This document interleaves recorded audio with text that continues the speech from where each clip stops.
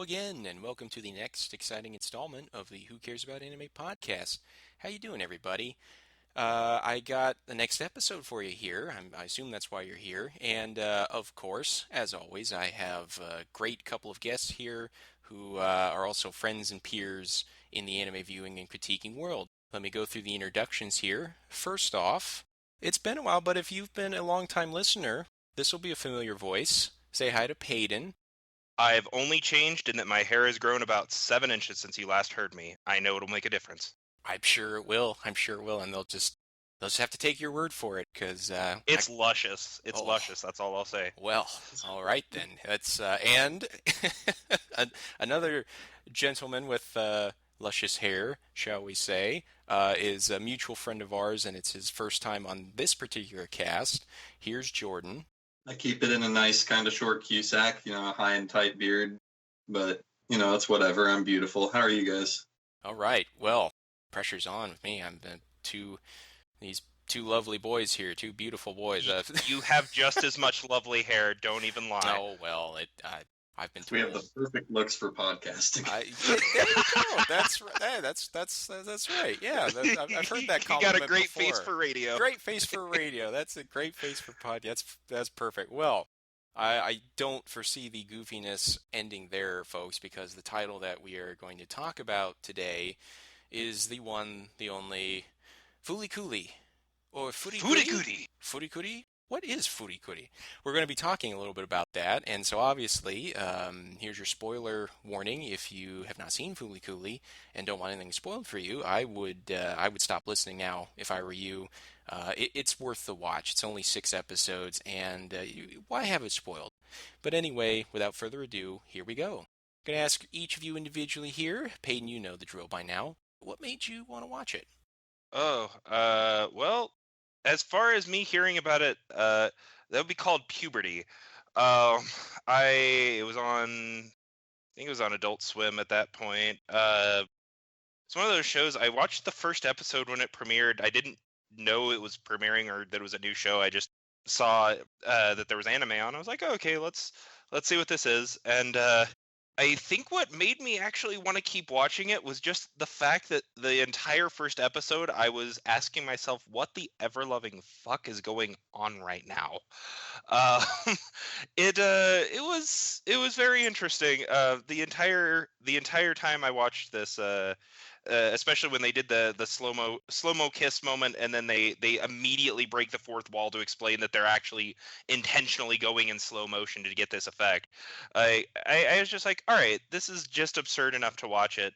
I was, I think, like 12, 13 at the time when this came out, and when I didn't watch it for a long time after, and then suddenly I reached early college, and somebody's like, "Oh yeah, you do know what that show's about, don't you?" And I'm sure we'll talk about that later. But I watched it a second time, kind of was like, "Wow, how did I not notice that?" And then I just watched it a third time yesterday, and all I have to say is this show is probably one of the most beautiful, absurdist, surrealist romps I've ever seen.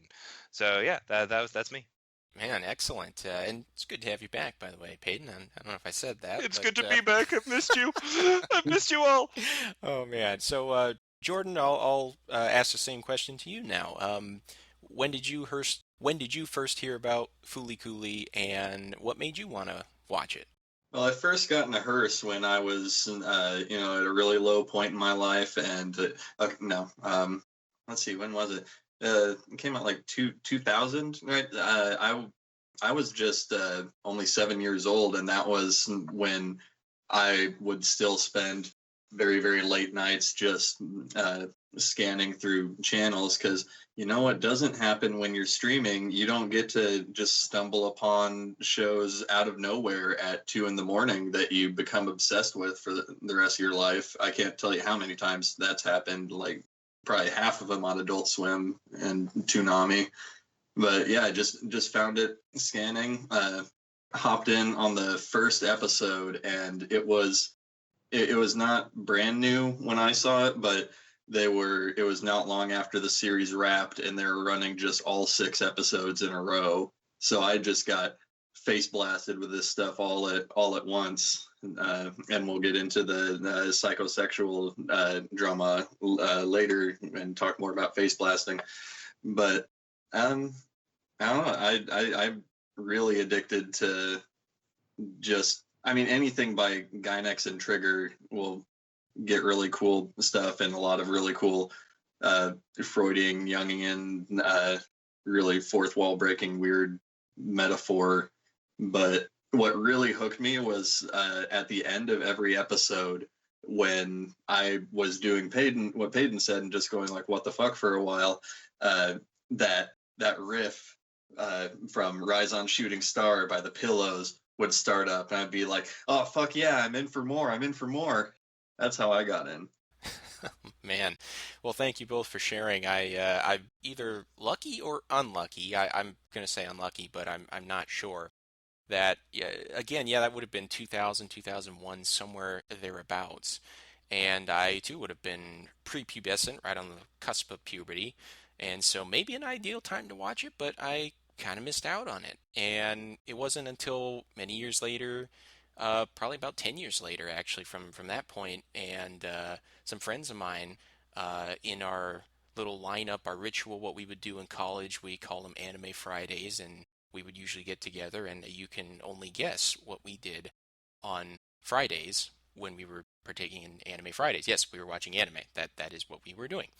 And so it was a friend who was like, "Hey, have you seen this?" And I was like, "Oh no, I haven't actually seen. Yeah, Fooly Cooly. What?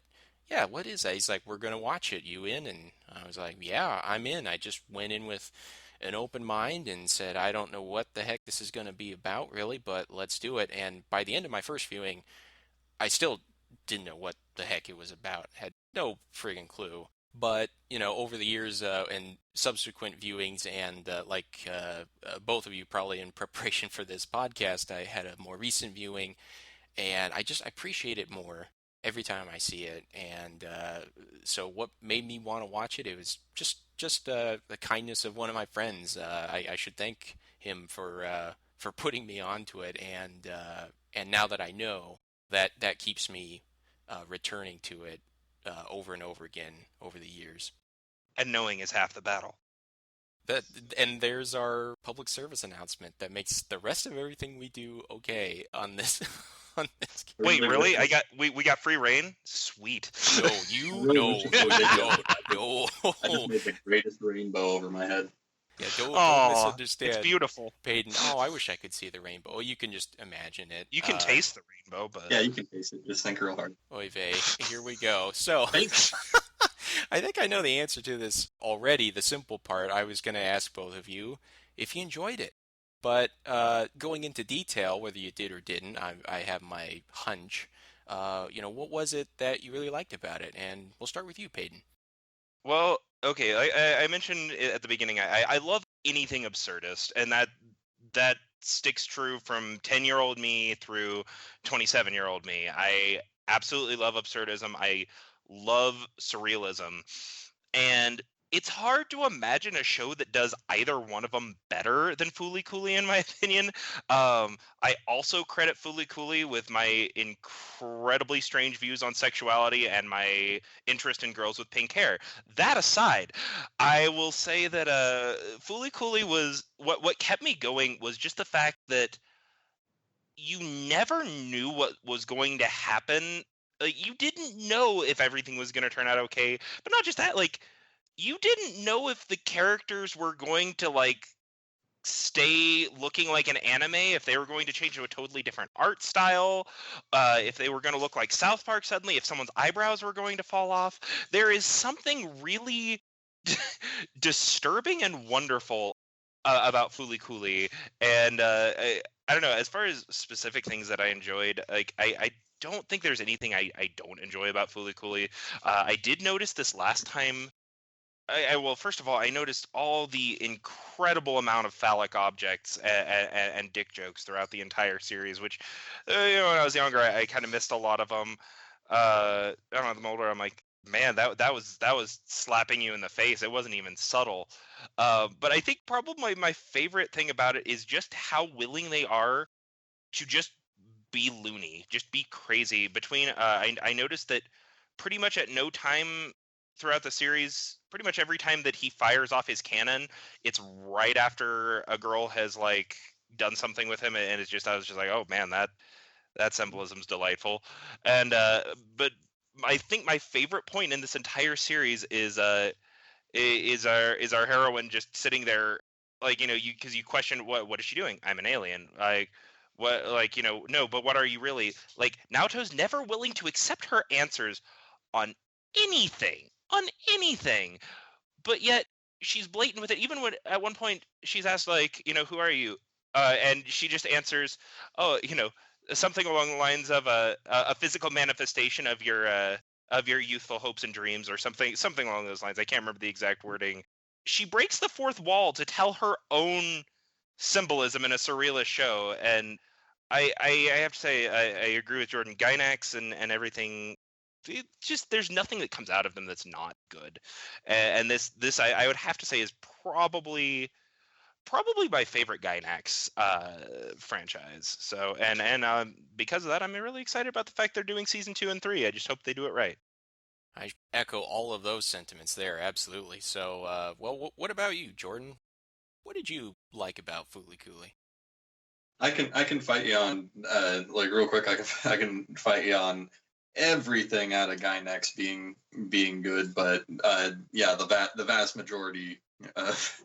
Let me put a disclaimer on that then. Most of Gynax's stuff that has reached any form of notoriety is usually pretty damn good. Gurren Lagann season 2. Rage. I don't know if Gurren Lagann. All right, I'm not going to get on that tangent. But I will say I don't know if Gurren Lagann is awful. But then again, I get disheartened whenever I think of Kamina, so I can't really continue. Oh, the you series. haven't gotten past, yeah. So you. No, I've gotten into season 2. I've gotten into season 2. We've gotten too far away, and that's my fault. Okay, no, we'll bring it back on track. Rewind. Yeah, no, I'm. God, I absolutely loved it. So I picked up the manga, like, I mean, it was years after the fact, but I picked it up not long after it came out. When did the manga come out? It came out after the series, but I can't place the year. Definitely, like, I think like I said, I saw the show when I was like 7 or 8. Like some would say, way too young to watch Fooly Cooly, but I spent my life being raised by television and mostly like the Simpsons and whatnot. So it was par for the course. But I picked up the manga years later, and the changes that they made in that, just like very slight changes. I should have gone back and reread the manga too. I only rewatched the show for this, but it's really interesting to see just what couple things they changed and added in there. Like there's a whole scene where he's playing chess with an old dude in a park, like while he's halfway in the body of Conti, and then like promptly gets shat out as he's wont to do. But so like because of the stuff that, like, the differences there, and like how much more there was to this world, like how it's just like a huge galaxy spanning space opera in its concept, but it's all just focused on like the niceties of a sexual angsted up preteen. I love it. The way they turn it into a really, like, sometimes overwrought metaphoric showpiece, but it's still, like, I mean, it knows when it's being overwrought. That's like when they decide to just like bring a hammer to the fourth wall, or just completely shit on some very like phallic or sexual concept that they're throwing out there in visual metaphor, because they want to make it like super preteen and awkward. And it's a lot of really nice touch. You get to see a lot of that. You get to see a lot of that come back in Space Patrol Luluco, especially. I don't know if you guys have caught that one yet, but it has a ton of FLCL mixed in with like everything else Gynex and Trigger had done up to that point. Have you guys seen that one? No, I've I've not seen not. that one yet. Sorry. You've told me about it, and I just need to find where to stream it from. So It might be on Verve now that they mixed up with Crunchyroll, but it's really worth a look. Basically, a little girl who can almost the exact same animation. She can turn into a space laser gun the same way that Nauta in Conti turns into a giant penis dragonfly gun.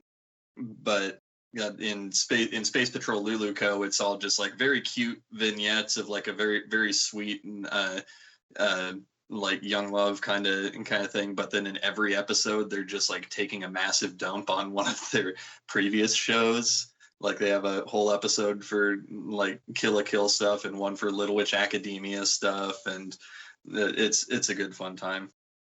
All right, I'll have to look into that. I might have seen, now that you said the vignettes, I might have seen a couple of those crop up here and there. But thank you for the response and the recommendation there. Peyton, that was a nice, succinct answer and catch-all. Is like, well, what didn't I like about it? Like you said, Jordan, it's got all of this.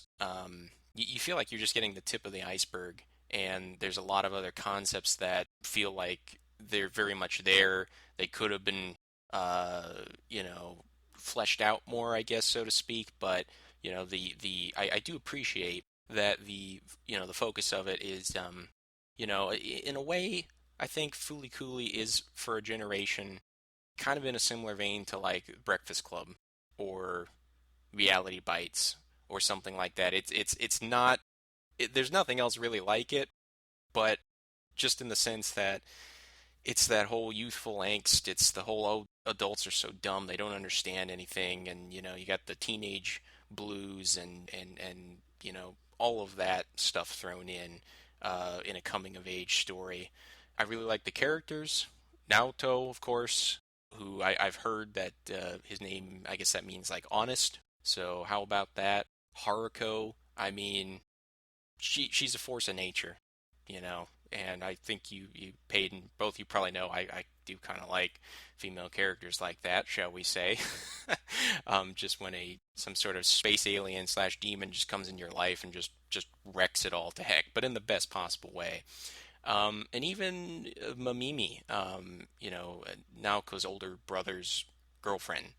I think she gets shortchanged a lot, and I think even she's not just this throwaway character. I was even just thinking, who knows if there's anything really there or not. That's what you run into when a work is so metaphorical. Sometimes you're hitting dead ends and whatnot. But this last viewing, I noticed like almost every scene she's like in or on or she's near a bridge. And I was like, is that supposed to be metaphorical for like, oh, she's stuck in between these worlds? Her she's this high schooler. Her boyfriend, Naoko's brother, left her behind, and she can't go with them, but she wanted to clearly. But she's hanging out with Naoko, and every time his peers see her, it's like, oh, it's her.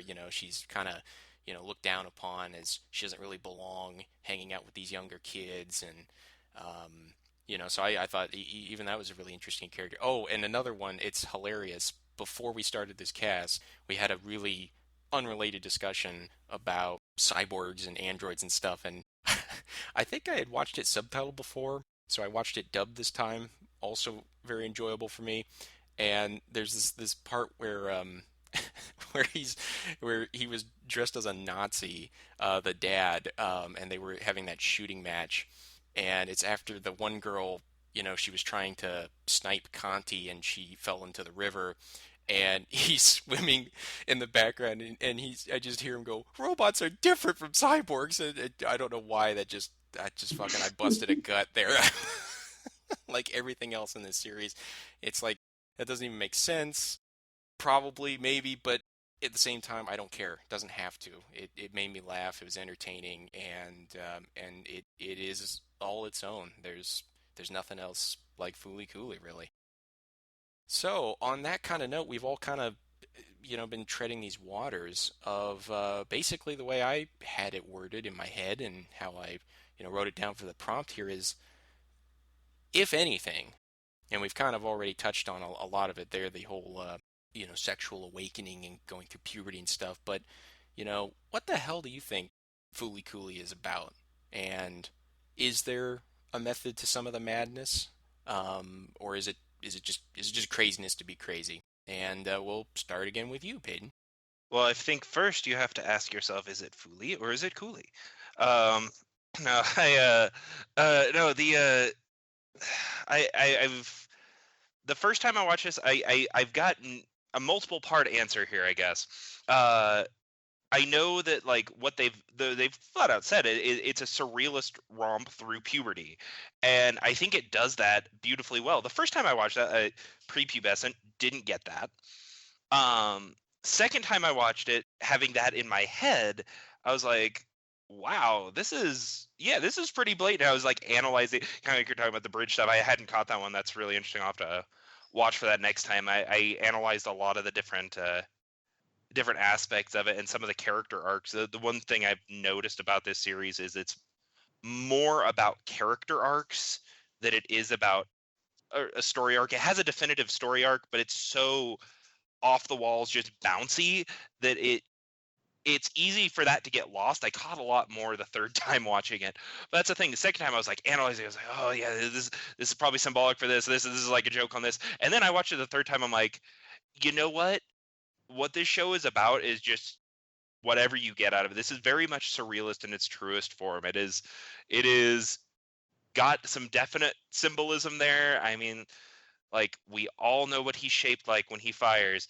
It's always when I just God, the freaking time when they fire him out and there's an orb and it lands on a sign for like Hitman 3 or something like that, and later on this glowing orb, you think he's been in Conti this whole time, and then suddenly that little like white orb falls down and just like oozes, and he's just kind of like laying on the ground. They're like, ew, he's all sticky.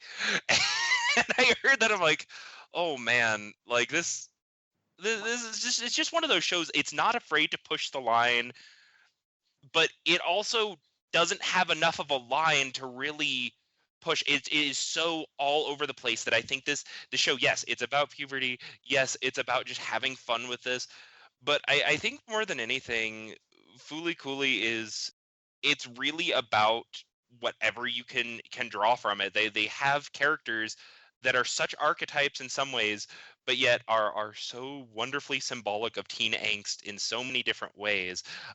Between Haro being kind of the like rebellious, like all these, the breaking the norm type thing, Denauta being like, oh well, no, this is the way things are supposed to be, the way we are prepubescent, self awakening, and then he grows into his whole thing, and into kind of his character.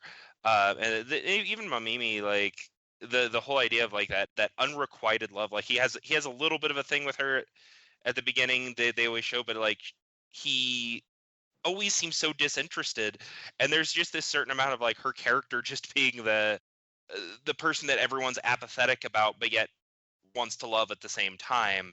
Like there's so much to every character that I think the more than anything, Fooly Cooly is about character arcs. It's about the characters themselves. It's a character piece, and even though it has a plot line, I think unless you're looking at the individual characters and their interactions and their story arcs, you're missing the joy of the show. And also, if you don't just bust a gut laughing or laugh until you cry with this show, you are doing it wrong.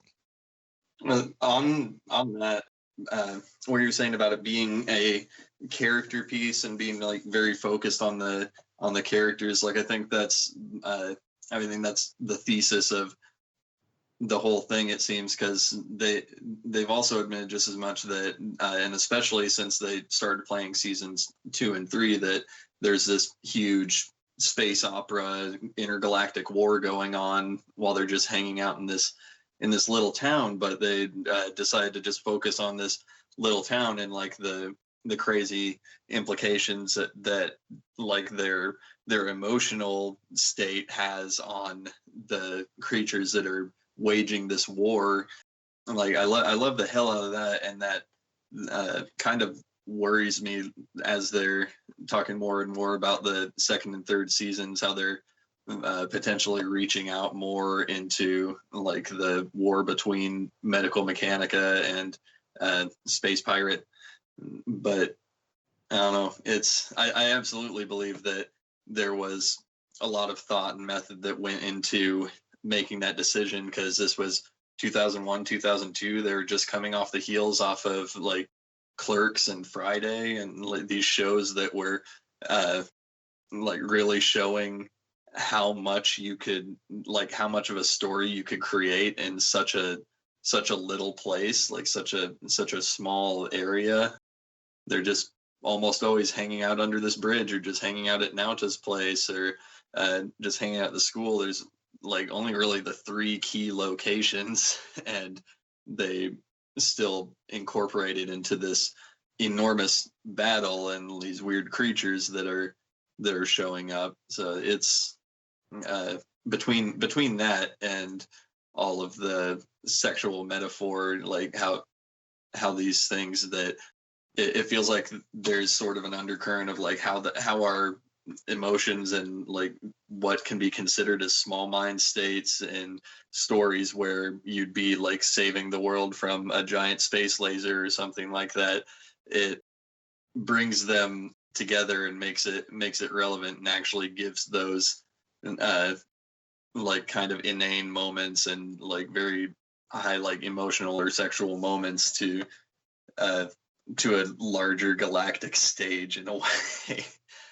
So very, very much like God, whoever the guy who wrote James Bond and Chronicles of Narnia and stuff, all those guys, the British spy authors, but very much like them, Fooly Cooly is just using its dick to save the world.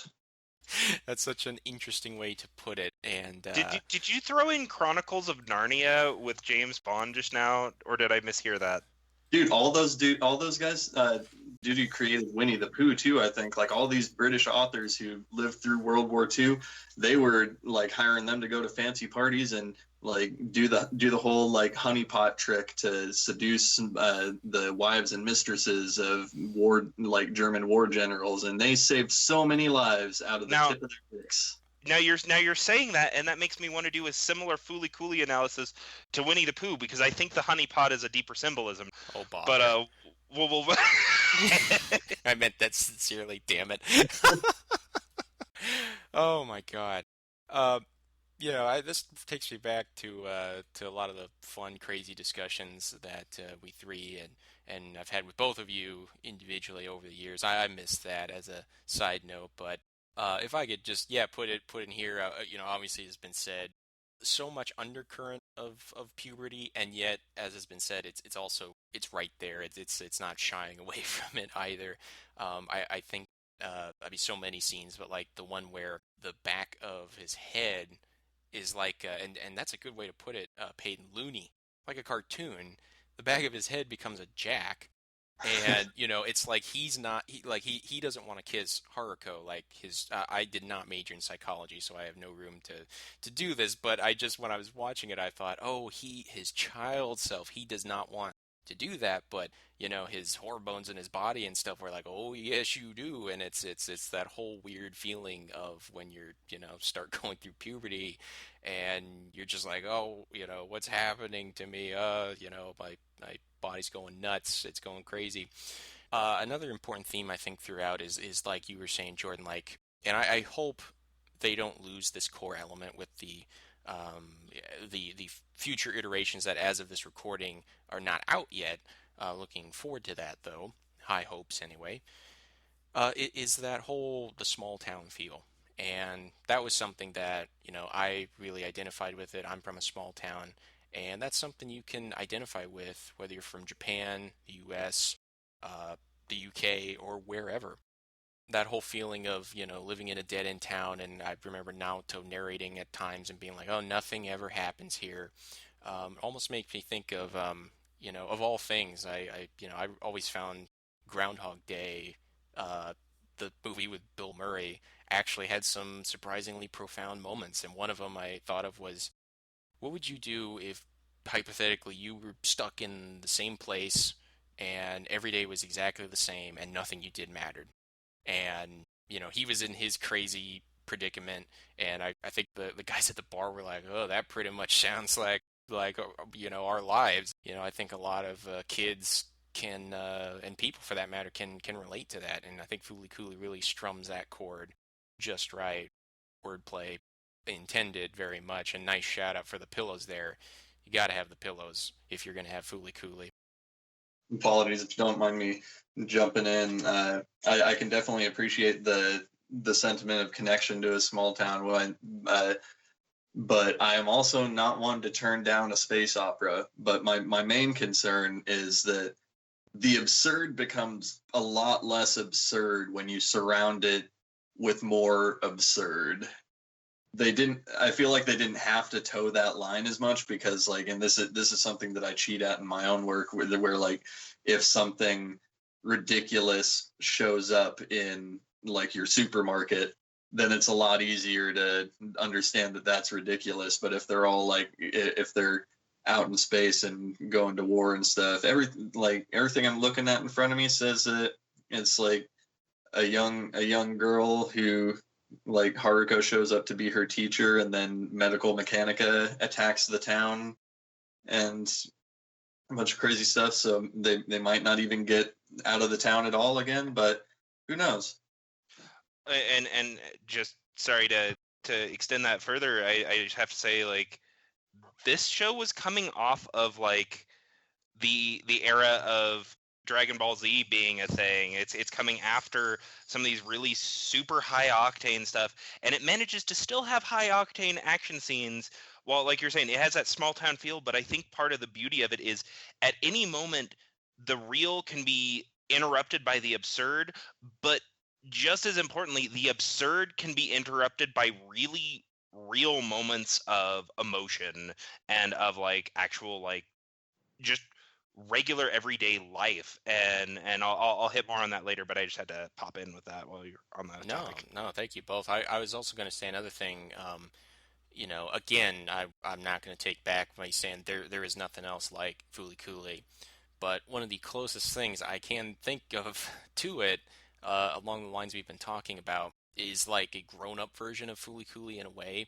If ever you either you gents or any listeners get a chance, I highly recommend it. It's called The Legend of Black Heaven, and it's very much not around the puberty coming of age. It's your later years in life, and amazingly, it's that whole double whammy of it's an homage to all things rock and roll, and they even get into it explicitly with Fooly Cooly, that I've watched it again and noticed the whole left brain and right brain. And so I think that was really also kind of a commentary on creativity itself and expression itself and just rock and roll itself. I remember Haruko at one point.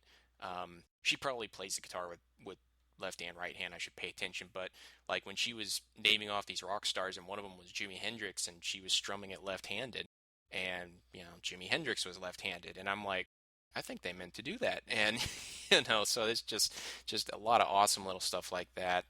And that's about all I had up on the chopping block. But if there's any other things people want to talk about, I was just kind of leave it open for discussion here. Oh yes. Oh, oh yes. I guess I want some input from you two guys, because I have very strong feelings on it.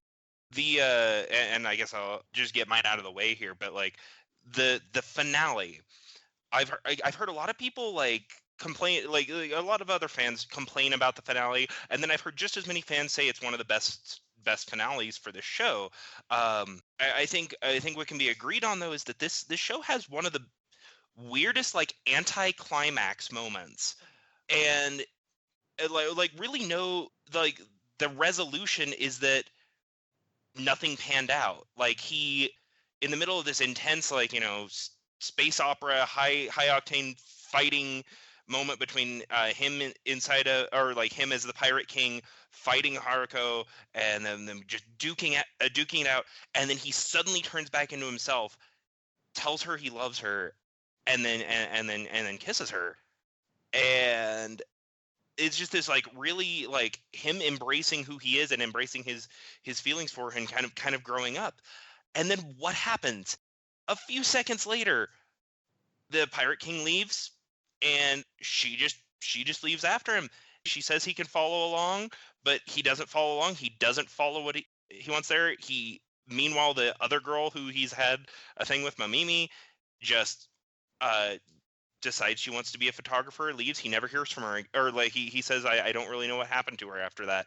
It is to me that anticlimax is beautiful because to me it sums up like young romance. It sums up like young feelings and young adventures. It's like, yeah, it seems like this huge big deal, but in the end, it's probably not going to affect you lifelong. It's probably going to go away as soon as you blink. So I was just interested in kind of you guys' take on the last episode as a whole and kind of the climax to the series. Well, I can like get on like all sorts of stuff, and what she said, it's like a bunch of like real interesting ideas. I love the hell out of the ending. Like I think that's sort of the cap on the surrealist romp, is just to end it with kind of this deadpan realization. It's like and it's like I don't see it as things not working out for him, because it's just this deadpan realization that like maybe he was looking in the wrong direction. Like maybe the way he handled this was him just kind of like not focusing on the big picture, because he saved the world like several times. Like he saves the goddamn world several times. Like he's a hero. Like people know he's done this stuff, and like meanwhile he's been just like pile driving in and out from these would-be relations, and it's like while he's doing that, he's kind of like half-assing it and distracted and thinking he's too big for his britches and all that. So I think that like in terms of growing up, as opposed to like him telling Haruko that he loved her and kissing her and stuff, like that's I think that was maybe like a regression in his growing up, and that got kind of like stomped in the bud when things just had to end, because like Haruko's a like space pirate rock star. She's like too big to stick around. He's too little to come with her, even if he has like space rock god powers now. But Mamimi is broke as fuck and got a break being a photographer. That's like a win for her, because like what was she doing with Naota, just like fooling around with his kid as a proxy for his brother and crazy nonsense like that. And then God, I'm blanking on her name. His classmate. God, if anything, they were flirting at the end, like doing their whole rapport. So it's like I wouldn't even say that like that was the crash of young love for his instance. But I mean, the way that like in contrast to, or not in contrast, but in support of everything they've been doing, like bashing the real and the absurd against each other, I think the ultimate climax had to be the anticlimax. It had to be where things just snapped back to reality, or else I don't think it could have been a real ending for the show. And I mean, now we know it's not a real ending for the show because they're coming back with it, but it was a good end. I liked it. Yeah, I like what you said, Paden, about the whole, maybe young love and just things in general, like obviously the phallic references and stuff, but even something like I thought when he was covering up his forehead when Conti first showed up going to school, and that reminded me of like back when like a pimple. Oh, that was just the end of the world. When you're in you're in middle school or whenever you were hitting puberty, and it's just funny to look back on how like oh, these inconsequential things that we thought the universe revolved around, really they didn't. I think also kind of a vibe of, maybe that whole, maybe it's just me, I don't know. I know it's not just me, but, but like, that whole feeling of like your first crush, your first, oh, I'm in love with so and so.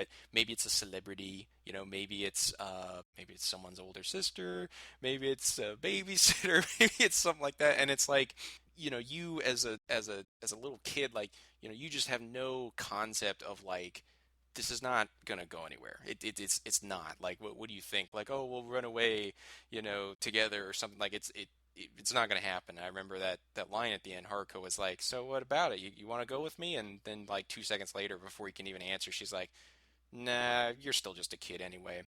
I really like what you said there, Jordan. Like, the ultimate climax for Fooly Cooly is the anticlimactic, or is the anticlimax. Because I got to admit, when you first posed that question, Peyton, and it's a good one, my response to somebody, if they didn't like it, which is the ending, which is valid, I would just kind of turn around and go, well, how would you end it then?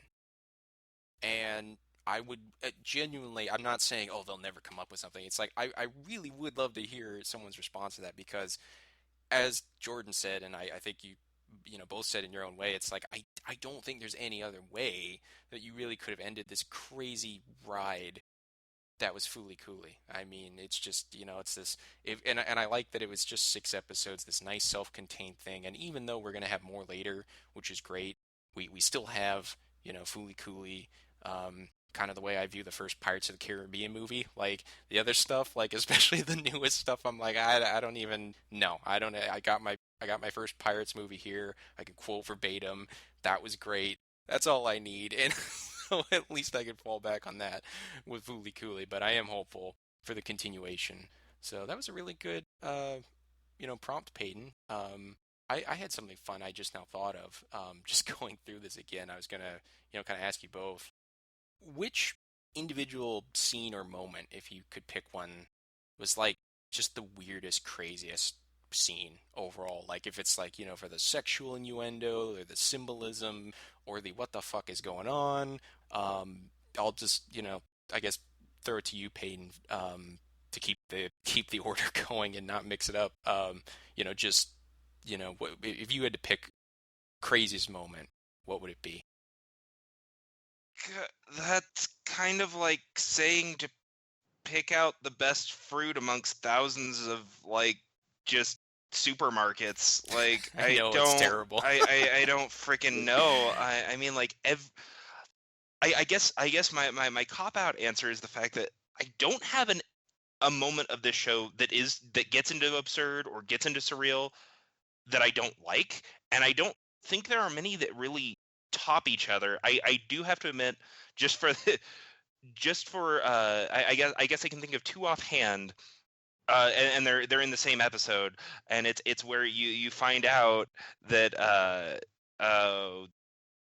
Amar is Amaro, the guy that's used to be with Haruko. Yes, Seaweed Amaro. eyebrows. Yeah, Yeah, Amaro, I yeah, think that's it. eyebrows. Yeah. Eyebrows.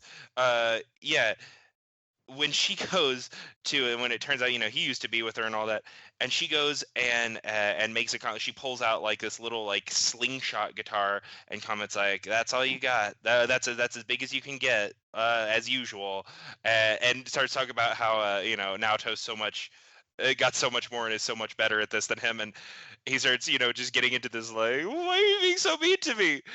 And then proceeding after that, like, she's flying around, and then Naoto pulls out his, as this like, like they flat out just name they like, oh, it's a Gibson EB0, or like, Hey, it's like the hey, 1960s. What? Epiphone G Special 1961 edition. Okay, Gives thank you. I had a thing that said Gibson in front of me, so I was thinking that was it. 63, but I'm not going to. Yeah, Yeah, oh yeah, the Jordan. Rickenbacker. Yeah, yeah. Right, well, yeah, I was yeah. doing that. I was doing that off my head, and Paden was making a mockery. Ah, gotcha. But okay, what did you say it was? 1961 Epiphone B Special Gibson bass. Yeah, that one. Okay, so like they name this off. Anyways, like everyone in unison that's watching, both Haruko and Amaro, and the entire all of Amaro's crew that's watching to see if he can fight off the meteor, or fight off the baseball thing. That's the baseball episode. Or no, No, it's not. Anyways, sorry. Regardless, the point is, she's pulled out this tiny little guitar from Amaro, and then he pulls out his, and then they flash over to the control room where they're all watching, and every single woman in the entire building has just this awful nosebleed, like their entire bottom half of their face is covered as they're staring at his guitar. I'm just like, this is some of the most juvenile humor, and I love it. Like Well, they don't take themselves seriously with this. They also like then the entire audience and everyone in the show needs to take a second to step back and realize that the point of that moment was to admire just how hung this 12-year-old is. Exactly, which makes it incredibly creepy, but also incredibly hilarious. I don't know, like the entire the entire series in short is great for absurdity and for over the top, but I'd say that's one of my favorites just because it's so blatant, it's so ridiculous. Everyone's reacting to it, everyone's reacting in unison to it, and it's just perfectly cut to cut to cut for every part of the scene. So that's probably one of my favorites. Yeah, right. Fair enough. Jordan, you got any just kind of weirdest or creepiest or what the hell's going on moments that you want to share? Oh yeah, certainly. Well, God, there's one moment that kind of just consistently sticks with me. It's kind of just a little goofy moment. It's when Mamimi has the terminal core of the big final boss, and I think this is the last episode when she's like the terminal core starts acting like a little puppy, and she's just carrying it around and like eating everyone's cars and scooters and shit. That was just a fun little romp to me. But beyond that, like as far as like a really absurd kind of moment, they have those bits where it just turns into manga for like 30 seconds of the show, where it's just like shaking and screaming panels of a manga, and then in the I think it's, again, the final episode they do that, and like as soon as they cut back from the manga to the anime, they decide to take time out out of that to just explain how much harder and more expensive it is to do the manga for the anime, and like just like point back to the first episode and go like, after we did that first one, the producers didn't want us to do this anymore. It was like too much of a pain, and like as much and as I they accused us of being lazy. Was yeah, it was how they fall. Yeah. Wait, did they accuse them of being lazy for? Oh yeah, no, they say people accuse them for being lazy for doing the manga bit, which like, so as a comic artist, I want to attest that they spend all that time going on about it, and the manga bit is just like the still frame version of all the stuff that was moving and spasming around all over the place anyway. And it seems like just the much more like again I'm going to call back to like the kind of stuff that like Clerks and shows like that were able to do with a very small kind of budget or a small kind of space. Like there are moments in other like Gainax shows especially, but like in all anime and in all animation, like there are those moments where you can tell they ran out of money and didn't want to like make too complicated a scene or something, or they needed to save it up for a big climax that they wanted later in the scene.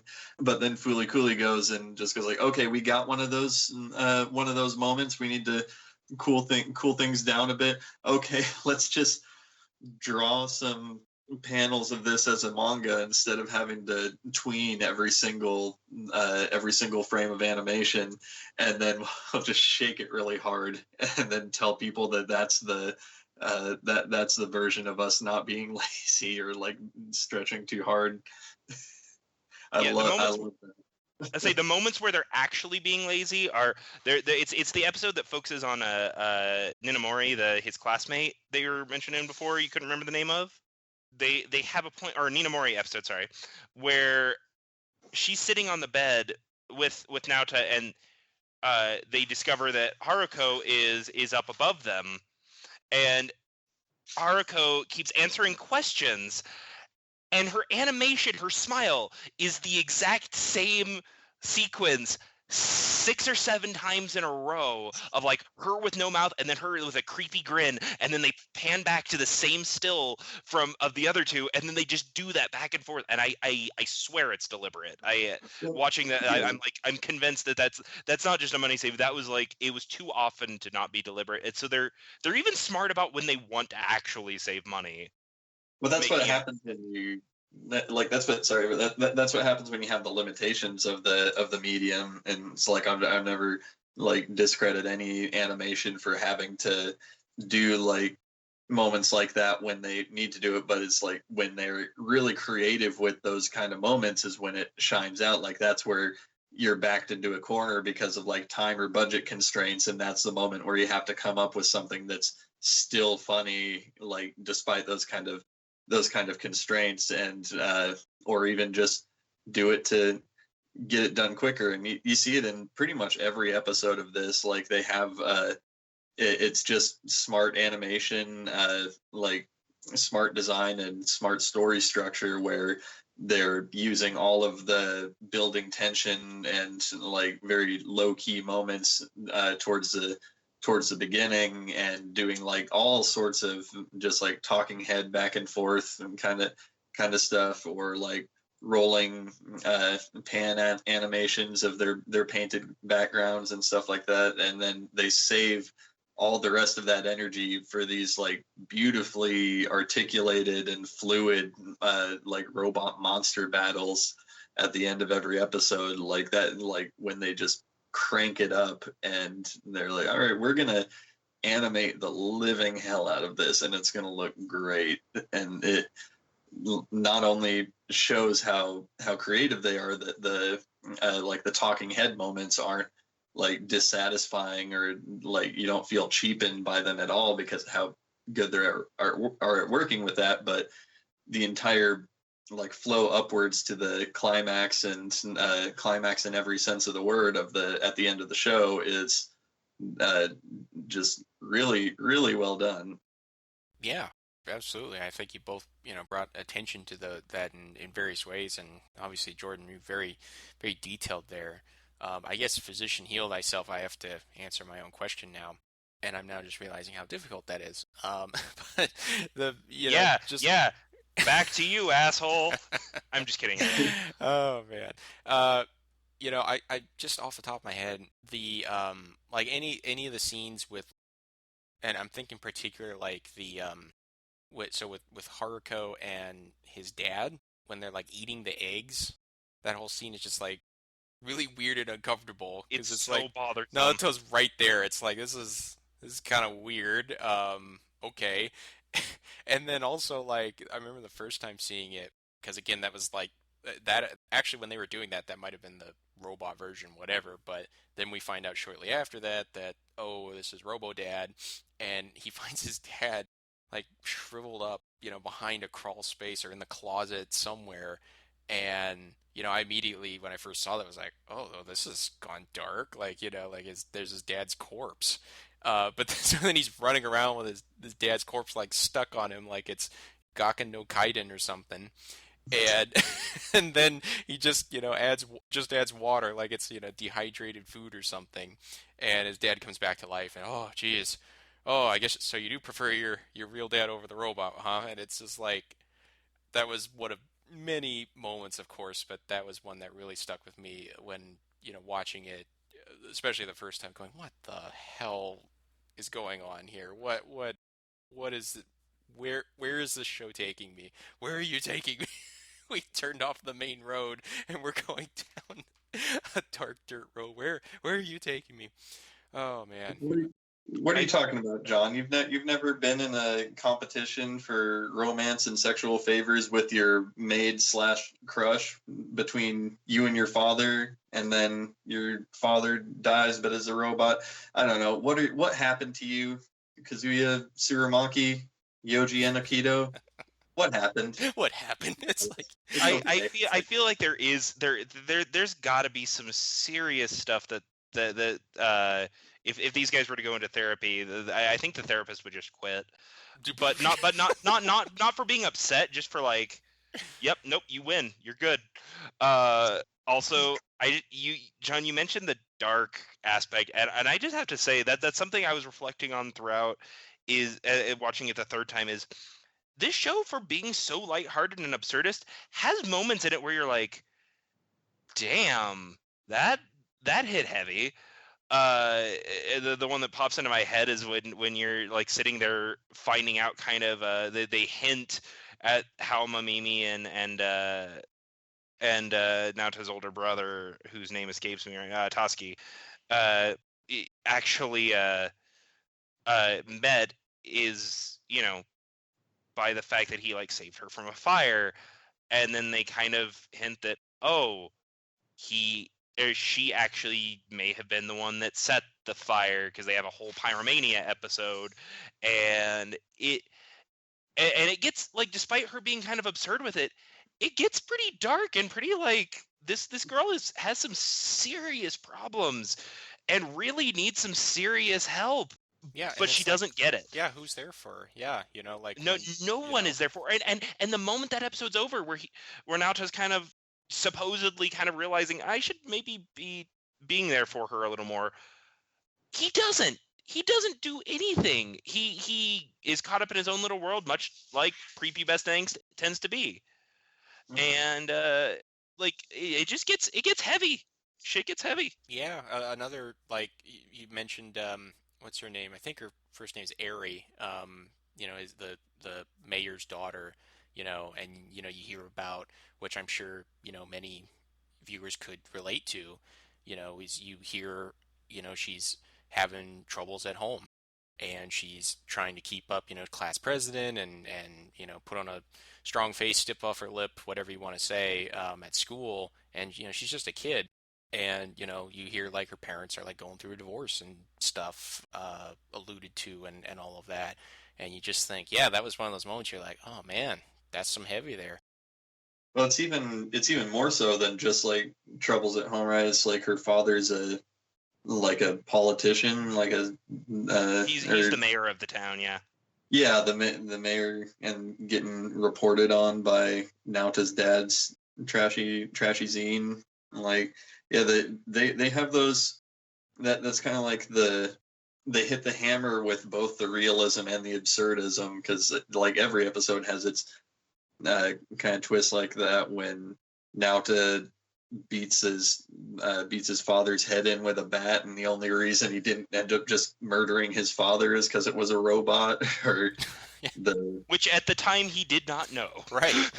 Yeah. Yeah, exactly. Or like, yeah, like, I mean, like you were saying, Peyton, where he sees his up to then like best and like at some points seemingly only real friend sees her living off of a bag of day old bread and starting fires with herself at like still at the scene, and they just goes like, oh, never gonna hang out with her again. She doesn't need my help, or doesn't need to be my friend or anything like that. It's, they're beating you up from each angle of, yeah, I hate to keep saying the absurd, of the phantasmical and the realimo. I don't know. There's some new ones for you guys to play around with. Yeah, there you go. I absolutely, I'm really responding to what you're saying, Jordan, because I had, you know, written up something about that, about, again, you know, this work, The Legend of Black Heaven, and I'm seeing that with Fooly Cooly now. It's that whole, there's some authors and, you know, directors and what have you who, you know, are, and I think, you know, Gynex, and particularly with the crew on Fooly Cooly, I think they succeeded at this. It's that making the fantastic relatable, and it's making the mundane extraordinary. It's that whole topsy-turvy, switching those things up.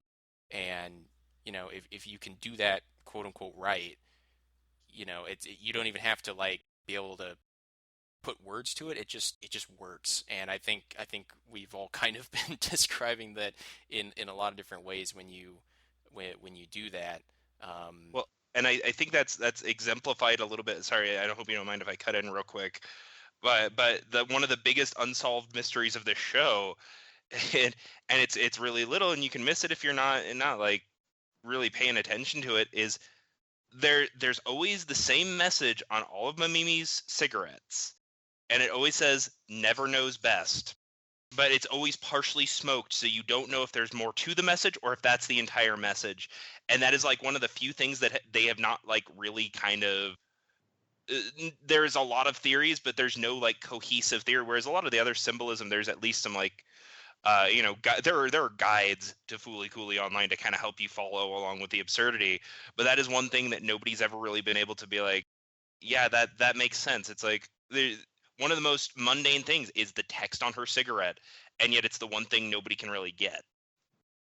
Wow, that's another thing. I remember seeing the text, but I didn't even think about if it's, partially, are we missing a little bit from it being lit on one end? I never even thought about that. So that just is, another that case of, or it's Exhibit A, Exhibit B, whatever letter of, why I think, Fooly Cooly is a work of art, because it has stuff like that where there isn't a simple answer. And as much as it's nice sometimes maybe for some people prefer it more than others, but to have something where there's like a guide or something, um, a lot of art it doesn't work that way. It's just you're given something and you're not told how to interpret it. You're not told how to respond to it, how to react to it. It just is, and it's just kind of then it's left it's in the minds of everybody who experiences it. So I think we'll wrap up here today, gentlemen. Is there any last minute last thoughts that either of you want to get off before we bow out today, as anticlimactic or climactic as that may be? Let's just end it. Hard cut. Yeah. Yeah. I guess I think we would be doing a discredit though. You know, uh, John and I end up on this as podcasts for most episodes. I've been gone for a couple. Jordan's first timer, and as he's mentioned a couple times, he's also a comic artist. I imagine we can put the link in the description to his artist page in our description of our video. I forgot to ask that. Do you want that, Jordan? Can we put that on the upload and have links to your stuff?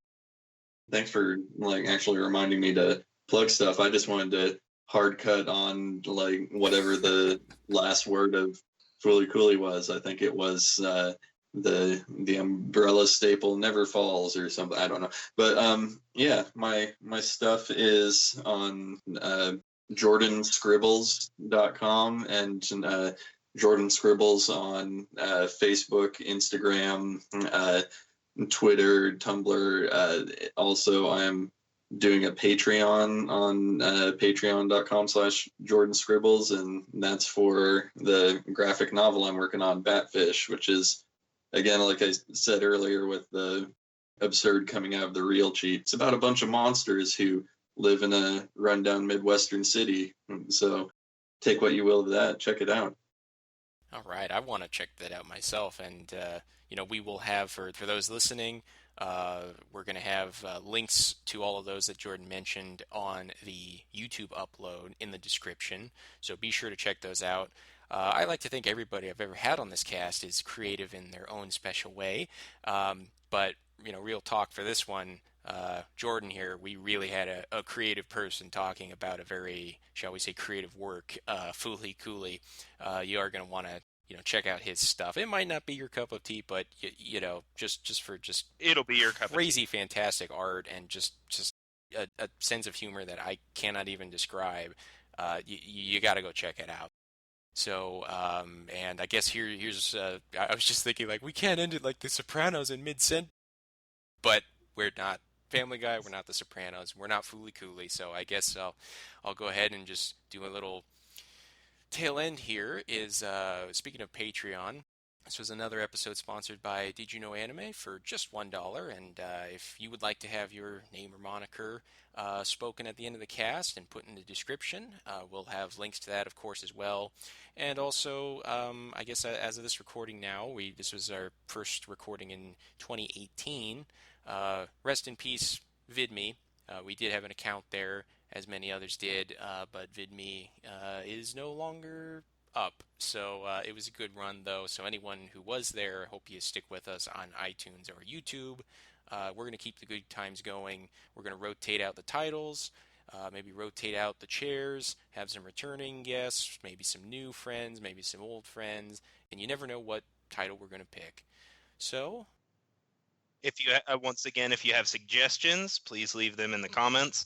If there's something you want to see us talk about, because we're always looking, even if we haven't seen it, we're always looking for good new things to watch.